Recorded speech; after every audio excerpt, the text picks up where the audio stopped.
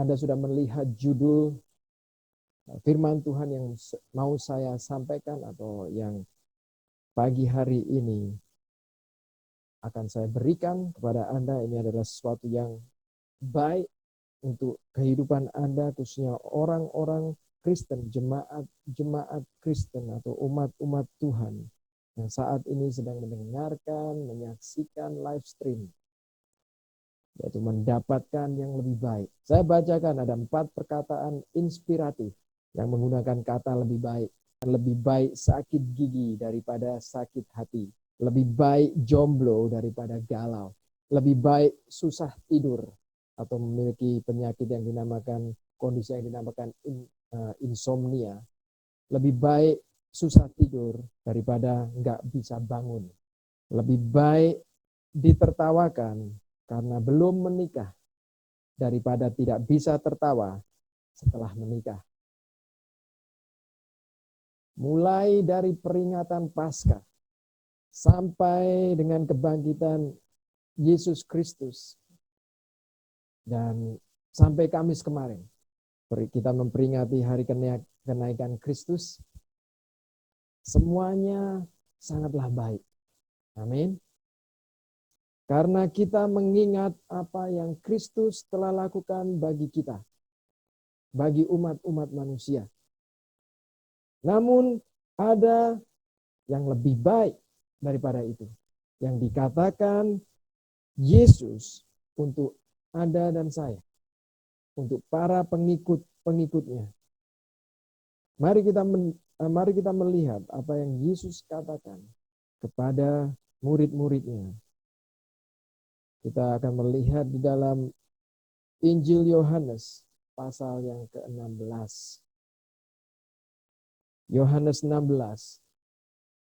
Kalau Anda sudah menemukan ayat atau pasal 16 dari Injil Yohanes, kita akan membacanya mulai dari ayat yang ke-7 sampai dengan 9. Yohanes 16 ayat ke-7 sampai dengan 9. Namun benar yang kukatakan ini kepadamu adalah lebih berguna, atau dalam terjemahan lain, lebih baik bagi kamu jika aku pergi, sebab jikalau aku tidak pergi, penghibur itu tidak akan datang kepadamu. Tetapi jikalau aku pergi, aku akan mengutus dia kepadamu. Dan kalau ia datang, ia akan menginsafkan, dalam terjemahan lain, menyatakan kepada dunia akan dosa, kebenaran, dan penghakiman. Akan dosa karena mereka tetap tidak percaya kepadaku. Atau di dalam terjemahan bahasa Indonesia yang telah disempurnakan, ia akan menyatakan bahwa tidak percaya kepadaku adalah dosa. Mari kita sama-sama tundukkan kepala, kita mau berdoa. Tuhan Yesus, terima kasih atas semua yang telah Kau lakukan di dalam kehidupan kami, umat-umat-Mu, khususnya Tuhan yang menaruh iman percaya kepadamu. Kami berterima kasih Tuhan Yesus atas kematian-Mu di kayu salib, kebangkitan-Mu Tuhan, dan juga kenaikan-Mu sampai ke surga. Tuhan, saat ini kami mau menelaah lagi, kami mau mencerna lagi hal yang lebih baik yang telah Kau janjikan pada murid-murid-Mu, khususnya juga kepada para pengikut-pengikut Yesus. Kau urapi firman-Mu, Kau berbicara melalui Roh Kudus-Mu kepada setiap pendengar, setiap jemaat The Potter's House yang menyaksikan acara live streaming. Di dalam nama Tuhan Yesus kami sudah berdoa. Amin. Anda sudah tahu apa yang Tuhan Yesus katakan kepada murid-muridnya. Dia mengatakan mengenai Roh Kudus. Setiap orang harus mengerti ini. Dan saya mau setiap orang Kristen bukan hanya mengerti, tapi memastikan untuk supaya engkau memiliki Roh Kudus di dalam hidupmu. Saya akan menjelaskan mengenai hal yang baik atau yang mengenai hal yang lebih baik yang Yesus katakan yang perlu Anda tanggapi dengan serius. Ini bukan sesuatu yang Anda bisa remehkan, tetapi ini adalah sesuatu yang penting. Jadi saya akan mengupas ini mengenai tanda atau bagaimana seorang benar-benar memiliki Roh Kudus melalui apa yang telah dituliskan di dalam Alkitab. Mari kita lihat pertama, yaitu dibaptis dengan Roh Tuhan. Walaupun kita sudah diselamatkan, walaupun kita sudah menerima Yesus Kristus sebagai juru selamat pribadi, kita perlu memiliki Roh Kudus. Saat kita diselamatkan, kita menerima Kristus sebagai penyelamat, sebagai jaminan keselamatan di dalam hidup kita. Tapi saat kita dibaptis oleh Roh Kudus, kita menerima kuasa Kristus di dalam hidup. Jadi hidup orang Kristen yang sebenarnya bukan hanya omongan saja, bukan hanya KTP saja, bukan hanya agamawi saja, tetapi hidup orang Kristen yang sebenarnya harus memiliki kuasa. Siapapun tidak akan bisa menang melawan dosa atau lepas dari jerat iblis di dunia ini tanpa memiliki kuasa ilahi, yaitu yang berasal dari Roh Kudus. Saya ingat waktu saya telah pulih dari kecelakaan motor pada waktu tahun 96. Waktu saya berbaring di rumah sakit, saya berpikir dan saya di dalam hati saya berjanji, saya tidak akan mengulangi perbuatan saya yang seperti itu lagi. Saya tidak akan minum, saya tidak akan merokok, saya pokoknya tidak akan menjadi anak yang bandel lagi. Tapi ketika saya pulih, saya bisa berjalan kembali. Apa yang saya lakukan? Apakah saya melakukan apa yang saya janjikan? Tidak. Saya kembali lagi ke kehidupan yang sudah saya tahu atau kehidupan lama. Saya kembali lagi mabuk. Saya kembali lagi merokok. Saya lebih parah lagi dibandingkan sebelum saya kecelakaan motor. Sebelum saya mendapat musibah. Jadi tidak ada atau tidak akan bisa siapapun menang melawan dosa. Melawan godaan dosa atau lepas dari jerat iblis tanpa kita memiliki Roh Kudus. Yesus tidak akan pernah meninggalkan kita. Walaupun dia terangkat ke surga, di hadapan murid-muridnya dia naik dan dia terangkat ke surga, tetapi dia tidak pernah meninggalkan. Dia pesan kepada semua muridnya untuk menerima Roh Kudus ini, Roh penghibur ini. Kita akan baca di dalam Kisah Rasul 1 ayat 4 sampai dengan 5. Dan pada waktu ia berkumpul bersama mereka, ia memberi perintah ini kepada mereka, jangan pergi dari Yerusalem. Tunggu di situ sampai Bapa memberikan apa yang sudah dijanjikannya, yaitu yang sudah kuberitahukan kepadamu dahulu. Sebab Yohanes membaptis dengan air. Perhatikan ini. Tetapi beberapa hari lagi kalian akan dibaptis dengan Roh Allah. Roh Kudus sangat signifikan sekali. Roh Kudus sangat penting sekali. Oleh sebab itu Kristus ingin para pengikutnya, murid-muridnya mendapatkan itu. Mendapatkan Roh Tuhan itu atau Roh Kudus itu. Termasuk apa? Kalau Anda merasa Anda pengikut Kristus, kalau Anda merasa Anda umat Tuhan Yesus, Anda dan saya harus memiliki ini. Dua bentuk baptisan yang Tuhan Yesus katakan tadi. Mengenai baptisan yang dilakukan oleh Yohanes Pembaptis dan baptisan roh. Yesus mengatakan baptisan air dan baptisan roh itu berbeda, tetapi dua cara dalam baptisan. Ada kesamaan di dalam baptisan ini. Di dalam bahasa Yunani, arti baptis adalah tenggelam atau berada di bawah permukaan air. Itu arti baptis. Maka dari itu ketika kita dibaptis air atau ada pembaptisan air, kita ditenggelamkan, bukan? Kita ditenggelamkan di dalam air. Dan itu yang disebutkan baptisan air. Dan cara lain yang dinamakan atau yang disebut baptis juga adalah yaitu kita bisa bukan hanya ditenggelamkan saja, Tetapi kita bisa berada di bawah permukaan air. Contoh, kita bisa di bawah permukaan air kalau kita berdiri di bawah air terjun yang sedang mengalir deras. Ya, kita nggak harus ditenggelamkan, oke? Tetapi kita berdiri di bawah air terjun yang tercurah deras. Jadi air terjun ini melingkupi kita. Air terjun itu menyiram kita atau menghujani kita, sepertinya kita diguyur oleh air. Amin. Dan inilah perbedaan antara dibaptis dengan air dan dibaptis dengan roh. Anda bisa tahu itu sekarang. Oleh sebab itu di dalam Kisah Rasul 1 ayat 4, di situ Yesus mengatakan, tunggu di situ sampai Bapa memberikan apa yang sudah dijanjikannya. Kita sudah membacanya tadi ya. Kemudian di Lukas 24, Yesus mengatakan, dan aku akan mengirim kepadamu apa yang dijanjikan Bapakku. Aku akan mengirim, dalam arti akan memberikan apa yang dijanjikan Bapakku. Kemudian di dalam Kisah Rasul 2, maka penuhlah mereka dengan Roh Kudus. Dipenuhi oleh Roh Kudus. Bukan ditenggelamkan, tapi dipenuhi, dicurahkan itu Roh Kudus kepada mereka, ke atas mereka. Baptisan roh adalah baptisan yang berbentuk urapan atau dipenuhi.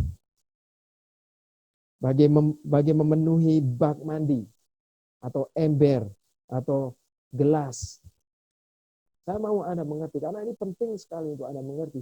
Dan saya mau semua memiliki keyakinan bahwa aku memiliki Roh Kudus. Bukan hanya mengerti saja, tetapi yakin bahwa aku memiliki Roh Kudus. Jadi Roh Kudus adalah baptisan roh yang dicurahkan kepada umat-umatnya, umat-umat Kristus. Di dalam Kisah Rasul 2 ayat 17, akan terjadi pada hari-hari terakhir, demikianlah firman Allah, bahwa aku akan mencurahkan rohku ke atas semua manusia, maka anak-anakmu laki-laki dan perempuan akan bernubuat, dan teruna-terunamu akan mendapat penglihatan-penglihatan, dan orang-orangmu yang tua akan mendapat mimpi. Hal kedua adalah, tadi kita membahas mengenai baptisan roh. Hal kedua adalah kuasa Roh Kudus. Saat Paulus tiba di Efesus, dia mendapati beberapa murid di situ, di Efesus itu. Kita akan membuka di dalam Kisah Rasul 19 ayat 6. Saat dia berada di Efesus, dia bertemu dengan beberapa murid di situ, dan dia bertanya kepada mereka, sudahkah kalian menerima Roh Kudus? Apa jawab mereka? Belum. Mereka menjawab, bahkan kami belum mendengar mengenai Roh Kudus. Kami belum tahu itu, apa Roh Kudus itu. Kemudian Paulus mengatakan di Kisah Rasul 19 ayat 6, dan ketika Paulus menumpangkan tangan di atas mereka, turunlah Roh Kudus. Kembali lagi, ini urapan ya. Turunlah Roh Kudus ke atas mereka, dan mulailah mereka berkata-kata dalam bahasa roh dan bernubuat. Dengar, bukan Anda harus berkata-kata dalam bahasa daerah Anda atau dalam bahasa asing untuk membuktikan Anda dipenuhi oleh Roh Kudus. Bukan. Tetapi jelasnya Anda dimampukan untuk bisa berbahasa roh. Dimampukan, bukan Anda membuktikan diri Anda, oh aku bisa ngomong bahasa lain dan sebagainya. Enggak. Anda diberikan, Anda diurapi untuk bisa berkata-kata dengan bahasa roh.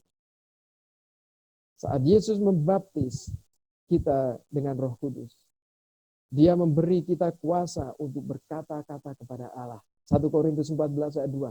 Siapa yang berkata-kata dengan bahasa roh, tidak berkata-kata kepada manusia, tetapi kepada Allah, sebab tidak ada seorang pun yang mengerti bahasanya. Oleh roh ia mengucapkan hal-hal yang rahasia. Dan rahasia apa ini? Yang keluar dari mulut orang yang sudah dipenuhi oleh Roh Kudus. Rahasianya apa ini? Saya selalu berpikir itu. Apa ini hal-hal yang rahasia yang dikatakan di dalam kitab Korintus ini? Dengarkan ini.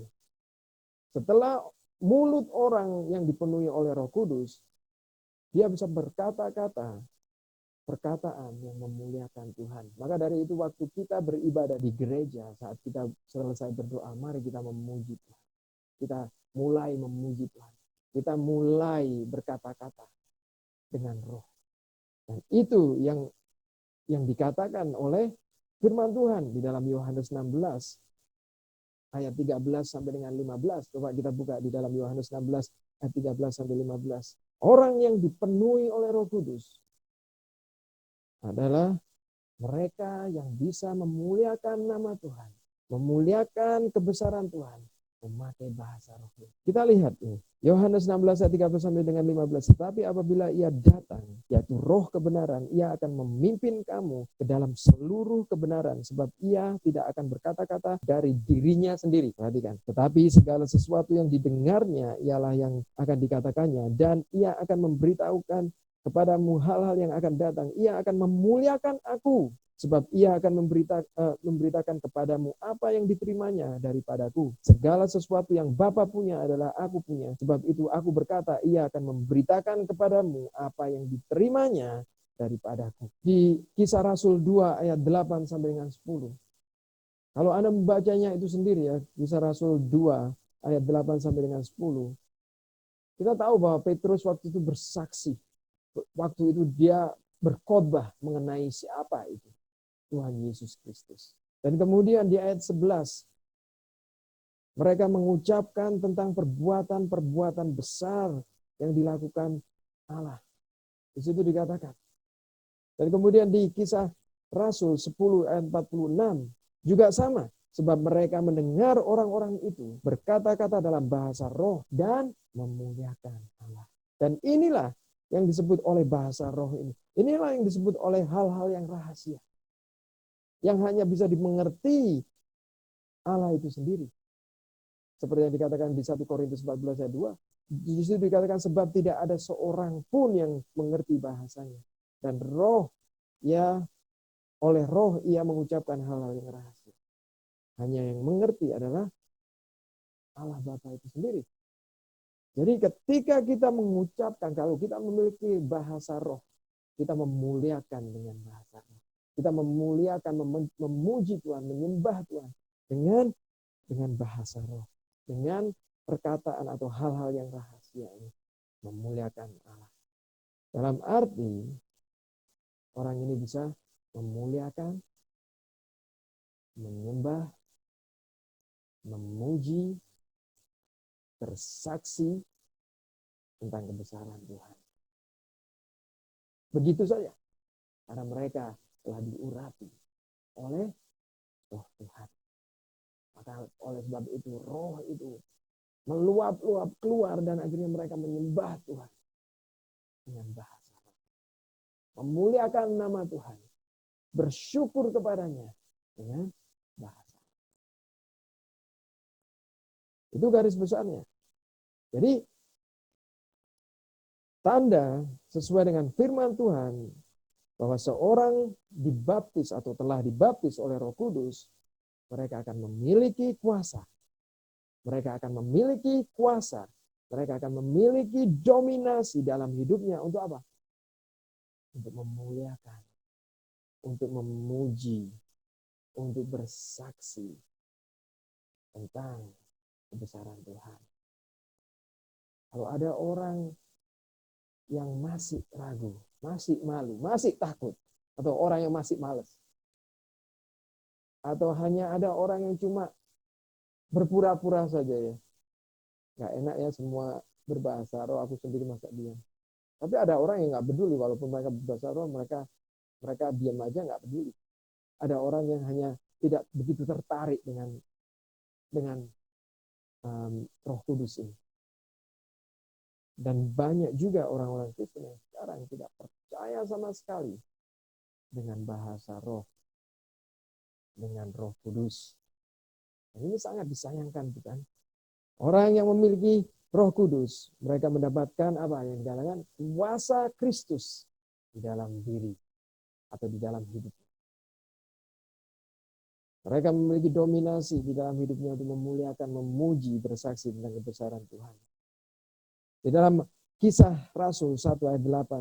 Kisah Rasul 1 ayat 8. Tetapi kamu akan menerima kuasa kalau Roh Kudus turun ke atas kamu. Perhatikan ini.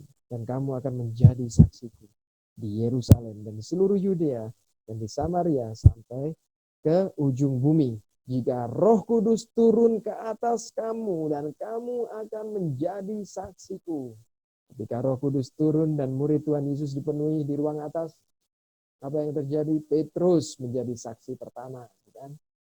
Dia memberitakan suatu kebesaran kesaksian Kristus sehingga 3.000 jiwa diselamatkan. Anda bisa membacanya sendiri di Kisah Rasul 2 ayat 41. 3.000 jiwa diselamatkan. Jadi ketika Roh Kudus turun di atas seseorang, ketika orang itu diurapi oleh Roh Kudus, mereka senang sekali bersaksi. Mereka senang sekali memuji Tuhan. Mereka sepertinya tidak ada rasa lelah untuk dipakai Tuhan di dalam hidupnya, untuk dipakai untuk bersaksi di dalam hidupnya, untuk menyaksikan kebesaran Tuhan. Mereka tidak hanya hari ini mereka semangat, besoknya enggak, tapi mereka setiap hari mereka punya semangat untuk menyaksikan, untuk menjadi saksi bagi Tuhan. Tanda-tanda lain orang yang memiliki kuasa Roh Kudus adalah apa yang dikatakan Yesus di dalam Markus 16 ayat 17 sampai dengan 18. Tanda-tanda ini akan menyertai orang-orang yang percaya. Markus 16 ayat 17 sampai dengan 18. Mereka akan mengusir setan-setan demi namaku. Mereka akan berbicara dalam bahasa-bahasa yang baru bagi mereka. Mereka akan memegang ular dan sekalipun mereka minum racun maut, dalam arti walaupun ada hal yang berbahaya sekali, mereka tidak akan dapat celaka. Mereka akan meletakkan tangannya atas orang sakit dan orang itu akan sembuh. Ini bukan pekerjaan hanya seorang pendeta saja. Hanya seorang yang sudah lulus dari sekolah Alkitab saja. Tapi ketika orang memiliki Roh Kudus, ini tandanya.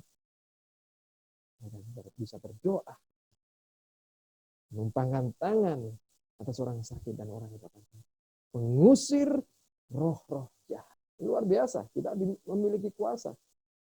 Tapi kalau engkau tidak memiliki ini, engkau masih takut. Setiap kali engkau ditantang, ayo kamu bersaksi di jalan. Nah, persekutuan kita seperti itu. Kita pergi ke jalan, kita bersaksi. Mungkin ada acara bersaksi. Kita masih ragu, kita masih takut. Kita terintimidasi. Untuk berdoa bagi yang sakit, kita masih malu-malu. Berarti Anda bisa tahu apakah Anda betul-betul memiliki Roh Kudus di dalam hidup Anda. Anda jangan hanya berpikir ini untuk pekerjaannya, ini pekerjaannya pastor, ini pekerjaannya pendeta, ini pekerjaannya orang-orang yang sudah kuliah di sekolah tinggi atau sekolah Alkitab dan sebagainya. Bukan, tetapi ini tanda orang yang sudah dipenuhi oleh Roh Kudus. Amin. Inilah penjelasan Alkitabiah. Bukan dari saya sendiri. Bukan dari pengetahuan saya sendiri. Tapi penjelasan Alkitabiah, Anda sudah mendapatkan ayat-ayatnya mengenai kuasa Roh Kudus di dalam diri seseorang. Hal yang ketiga yaitu dipenuhi Roh Kudus. Perlu Anda perhatikan. Mungkin kita bisa berbahasa roh. Mungkin kita bisa berdoa kesembuhan. Mungkin kita bahkan bisa mengusir setan. Tetapi apakah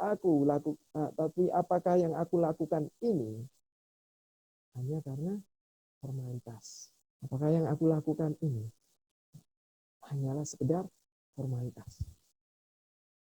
Karena aku harus mengikuti program di gereja. Saya seringkali bertanya-tanya, dan saya yakin Anda seringkali pasti bertanya-tanya, apakah aku memiliki Roh Kudus? Dan melalui pesan firman Tuhan yang sudah saya bagikan saat ini, pagi ini, saya yakin mungkin Anda mengetahui dengan jelas apakah Roh Kudus ada di dalam hidupku. Apakah Roh Kudus itu memang betul-betul ada di dalam hidupku? Aku sudah memiliki urapan Roh Kudus di dalam hidupku. Jika masih belum yakin atau Anda masih ragu, Anda masih seringkali bertanya kepada diri Anda sendiri. Anda bisa bertanya kepada diri Anda sendiri dengan dua pertanyaan yang sederhana ini. Dengarkan. Pertama, seberapa besar keinginanku untuk menjadi saksi Kristus? Untuk bersaksi mengenai kebesaran Tuhan kepada orang lain. Saya ulangi lagi, seberapa besar keinginanku? Tanya itu kepada saudara-saudara. Untuk menjadi saksi Kristus. Untuk mau bersaksi untuk mau memberitakan kabar keselamatan kepada orang lain. Walaupun di dalam kesibukan, rutinitas, kerjaanku sehari-hari, walaupun di dalam ketidaksempurnaanku, walaupun di dalam pergumulanku dan lain sebagainya. Seberapa besar keinginan Anda untuk menjadi saksi Kristus, atau Anda memiliki keinginan atau ketertarikan yang lebih besar pada hal yang lain daripada keinginan menjadi saksi Yesus. Pertanyaan kedua untuk diri Anda sendiri. Apakah atau sudahkah aku melakukan keinginanku itu? Jika seperti yang tadi saya katakan, jika aku mau menjadi saksi Kristus.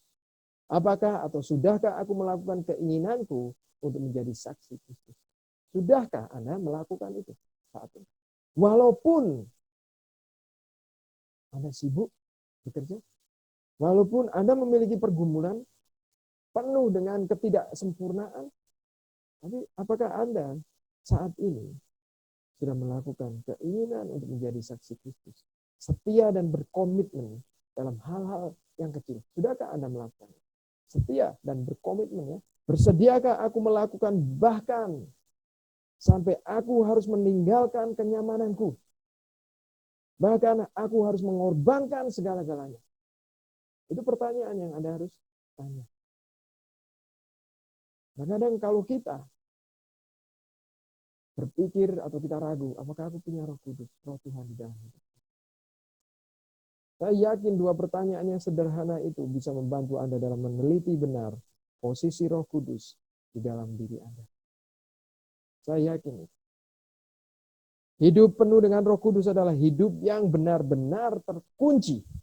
Hidup yang penuh dengan Roh Kudus, hidup yang ada Roh Tuhan di dalam kehidupan seseorang adalah hidup yang terkunci, yang benar-benar terkunci di dalam kehendak Tuhan dan perkara-perkaranya. Perkara kerajaan Allah. Hidupnya dipakai untuk Tuhan. Mengutamakan Tuhan terlebih dahulu di dalam segala hal. Bukan kepentingan kita diutamakan terlebih dahulu. Bukan keinginan kita, kenyamanan kita. Kita taruh di depan nomor satu kan dulu. Tetapi mengutamakan kepentingan Tuhan. Supaya lebih gampangnya, saya akan jelaskan dengan cerita ini. Supaya Anda mengerti. Kenapa sih aku kok harus melakukan itu? Kok harus fokus kepada Tuhan dan sebagainya? Memang roh Tuhan. Ya. Kalau kamu mau roh Tuhan, ya hidupmu kamu berikan untuk hal-hal itu. Oke, ini gambarannya. Ada orang yang suka sekali, cinta sekali dengan apa yang dia lakukan. Dengan ketertarikannya, dengan hobinya. Oke. Dia bekerja Senin sampai Sabtu. Mungkin dia juga sekolah sambil bekerja. Hidupnya penuh dengan pergumulan. Seperti kebanyakan. Tapi dia bisa bagi waktu. Orang ini bisa bagi waktu. Dan selalu ada waktu untuk hobinya. Walaupun dia bekerja. Walaupun dia mengenyam pendidikan. Walaupun banyak pergumulan. Walaupun mungkin dia tidak memiliki skill yang tinggi. Tetapi dia selalu ada waktu untuk hobinya. Bagi keuangannya juga untuk itu. Dia ada. Dan tidak jarang dia harus membayar harga tinggi untuk hobinya itu. Bahkan rela mengorbankan apapun untuk hobinya itu. Mungkin teman-temannya mengejek. Mungkin keluarganya menyarankan untuk meninggalkan hobinya dan lain sebagainya. Tetapi dia tidak putus asa. Dan akhirnya dengan hobinya itu, saat ini dia menjadi orang terkenal dan orang yang sukses. Dia adalah Jack Ma, yang merupakan pendiri sekaligus chairman eksekutif dari Alibaba Group dan terdaftar sebagai bilioner dunia. Hanya berawal saat usia 12 tahun dia tertarik dengan apa? Dengan bahasa Inggris. Itu hobinya. Dia dari keluarga yang cukup sederhana sekali. 500.000 untuk bertahan hidup sebulan. Keadaan dia sangat, kondisi dia keuangan di dalam keluarganya sangat minim sekali. Tapi hobi dia saat dia berusia 12 tahun, dia tertarik dengan bahasa Inggris.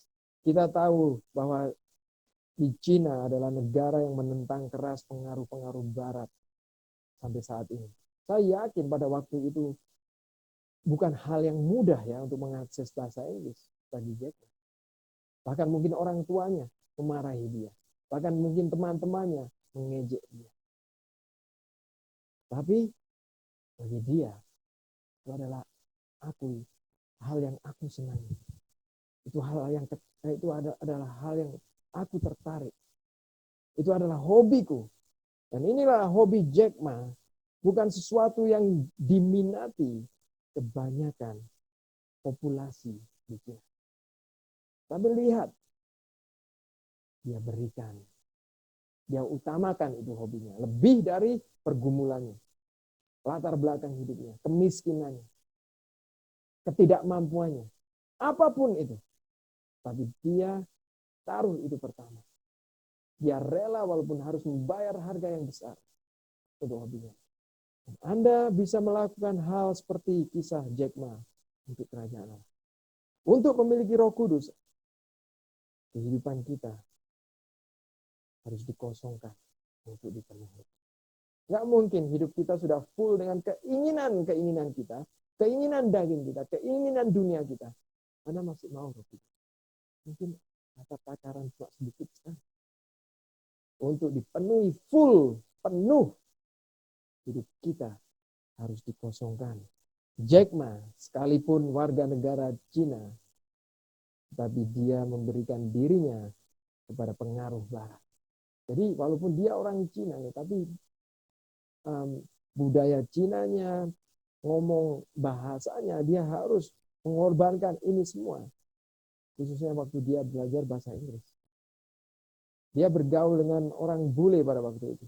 Dia mungkin nggak bergaul sama teman-teman di kampungnya atau di daerahnya, tapi dia hanya bergaul dengan cowok ini atau teman bule ini. Untuk bisa dipenuhi, kita harus dikosongkan. Itu yang dikatakan di dalam Yohanes 16 ayat 7 sampai dengan 9.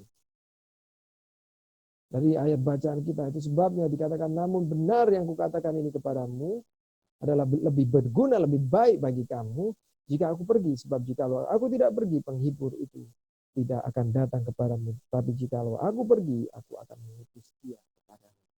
Yesus harus pergi. Supaya yang lebih baik, yaitu Roh Kudus, Roh Tuhan. Itu yang lebih baik bisa datang kepada kita. Kalau Yesus masih ada di Timur Tengah, saya sudah pernah membagikan. Kalau Tuhan Yesus masih hidup sekarang di Timur Tengah, sulit dong. Kalau misalnya kita ada keperluan apa-apa, kita harus, apalagi sekarang pandemi seperti semua penerbangan ditutup. Gimana kalau kita mau ke sana? Nggak bisa kan? Telepon juga mahal. Maka dari itu Yesus mengatakan, aku harus pergi supaya yang lebih baik, yaitu Roh Tuhan, Roh Kudus bisa datang kepada kita dimanapun Anda bisa mengakses. Artinya untuk menerima Roh Kudus, seorang harus menyangkal kedagingannya. Untuk menerima Roh Kudus, seorang harus mengosongkan dirinya. Ayat ke-8 dari ayat bacaan kita, dan kalau ia datang, ia akan menginsafkan atau menyatakan kepada dunia akan dosa, kebenaran, dan menghakiman. Akan dosa karena mereka tetap tidak percaya kepada Aku. Jadi sesuatu, kalau kita hidup dalam kedagingan, kalau kita tidak bisa menyangkal diri kita, dalam arti kita tidak bisa percaya penuh kepada Yesus, kepada apa yang Dia katakan. Maka dari itu Dia mengatakan, Dia akan menyatakan, Roh Kudus akan menyatakan bahwa tidak percaya kepada Yesus adalah dosa. Tidak menyangkal kedagingan kita. Tetap hidup di dalam kedagingan kita, kenyamanan kita, rasa takut kita, rasa ragu, keraguan kita, kecemasan kita, kenyamanan kita, kemalasan kita adalah dosa. Jujur, sebenarnya untuk mendapatkan urapan Roh Kudus dalam hidup seseorang tidak sulit. Jujur saja, tidak sulit sebenarnya untuk mendapatkan urapan Roh Kudus dalam hidup seseorang. Tetapi yang sulit orangnya yang tidak mau menyangkal kedagingannya, yang tidak mau mengosongkan diri untuk dipenuhi. Makanya seperti yang tadi saya katakan, dua pertanyaan tadi, apakah ada sesuatu yang lebih besar di dalam hidupmu, lebih besar daripada keinginan menjadi saksi? Dan apakah engkau sudah melakukan untuk menjadi saksi Kristus? Apakah sudahkah engkau melakukan sampai saat ini? Di mana posisinya? Jadi engkau harus mengutamakan itu, bukan? Dan sangat disayangkan melihat orang Kristen yang hidupnya tidak memiliki Roh Kudus. Seperti Jack Ma ini, apa yang terjadi jika dia tidak gigih berjuang? Maka nama dia tidak akan berada di salah satu tokoh yang terkenal di dunia. Maka Anda tidak akan mengenal Jack Ma ini. Dia tidak pernah menyangka atau dia tidak bisa meramal masa depan bahwa hobi ketertarikannya kepada bahasa Inggris ini membawa dia kepada kesuksesan. Dia nggak bisa itu melihat masa depan. Wah, dia nggak bisa meramal bahwa hobiku nanti aku menjadi orang sukses, menjadi bilioner. Dia tidak menyangka sama sekali bahwa hal itu membawa dia ke dalam kesuksesan. Bagaimana kita? Bagi orang Kristen yang jelas bisa melihat janji-janji Tuhan untuk hidupnya, bagi orang Kristen sudah bisa jelas melihat berkat Tuhan, kebaikan Tuhan di dalam hidupnya, jika dia tertarik terhadap perkara-perkara Tuhan. Tapi sangat disayangkan sekali, tidak banyak yang memiliki ketertarikan sama sekali dengan sesuatu yang 10 kali lipat jauh lebih baik daripada semua yang terbaik yang ada di dalam dunia ini. Sayang sekali, mereka disibukkan oleh perkara-perkara dunia. Mereka tidak bisa membagi waktunya. Mereka masih seperti air tergenang, nggak kemana-mana di dalam kerohanian. Nggak ada pertumbuhan. Pertanyaan terakhir kepada Anda semua di sini. Tertarikkah Anda dengan Roh Tuhan di dalam hidup? Tertarikkah Anda dengan Roh Tuhan di dalam hidupmu? Roh yang dapat memberi kuasa ilahi. Roh yang dapat memberi dominasi, kemenangan, mujizat, dan masih banyak hal yang baik lainnya. Sampai memberi kehidupan yang kekal. Tertarikkah Anda dengan Roh Kudus? Saya sangat tertarik. Saya mau lebih lagi mendapat yang lebih baik. Maka dari itu, dari tanggal 21 sampai tanggal 31, dan selama 10 hari ini, saya mau mengkhususkan, mendedikasikan doa saya untuk kebutuhan khusus di dalam apa yang saya lakukan. Nah, saya melayani saya sebagai pemimpin. Saya mau Roh Kudus. Seperti murid-murid Yesus ketika Yesus naik ke surga.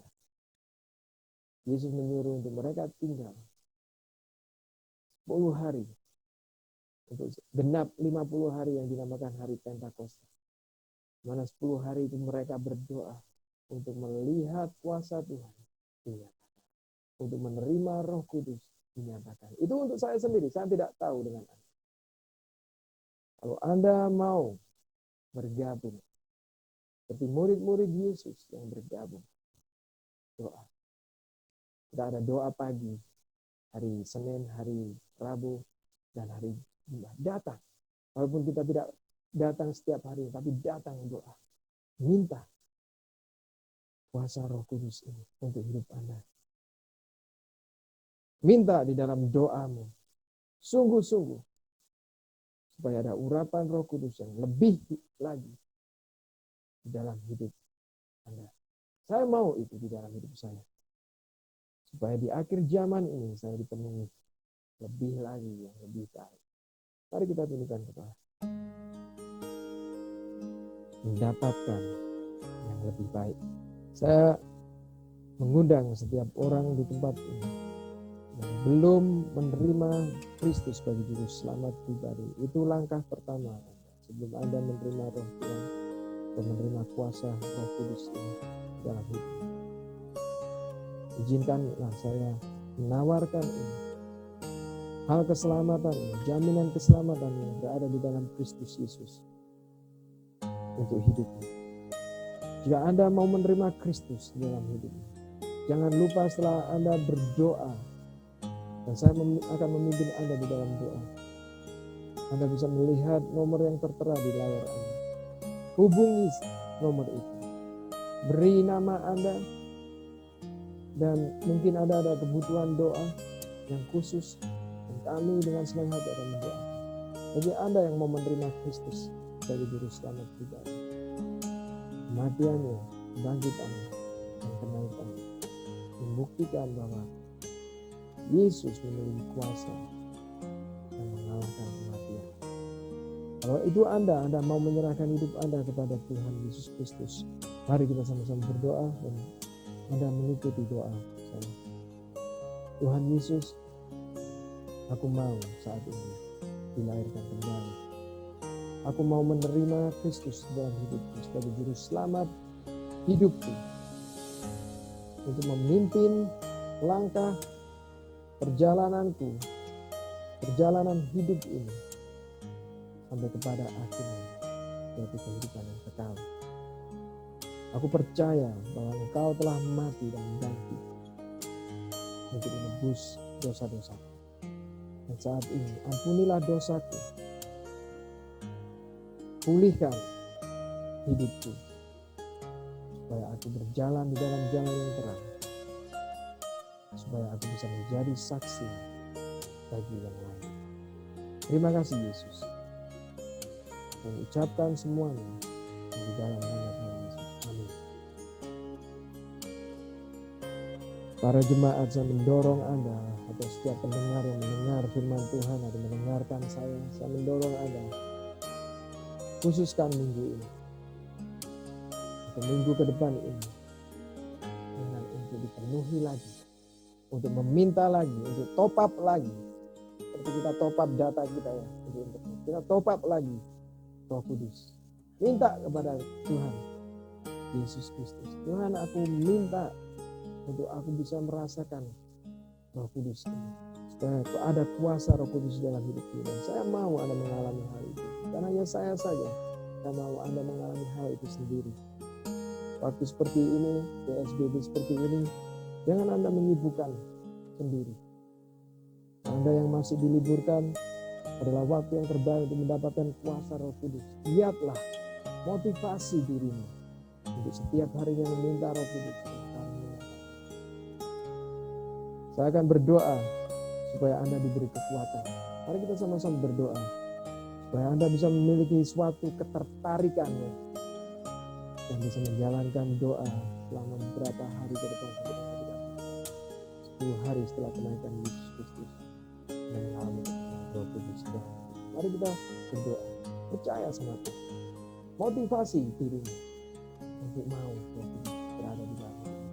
Mari kita berdoa. Tuhan Yesus, Engkau telah berjanji bahwa Engkau pergi untuk memberikan yang lebih baik lagi, yaitu Roh penghibur, Roh yang bisa memberi kuasa di dalam kehidupan kami. Roh yang bisa memberi kami keberanian untuk bersaksi mengenai kebesaran-Mu. Tuhan, saat ini, dimanapun para jemaat berada, aku berdoa supaya Engkau memberi kekuatan, supaya Engkau memberi ketertarikan di dalam hidupnya, di dalam dirinya, Tuhan, untuk mereka bisa mendedikasikan Tuhan hari ke depan ini, untuk berdoa, untuk bersekutu, untuk bergumul, Tuhan, dan minta kuasa Roh Kudus.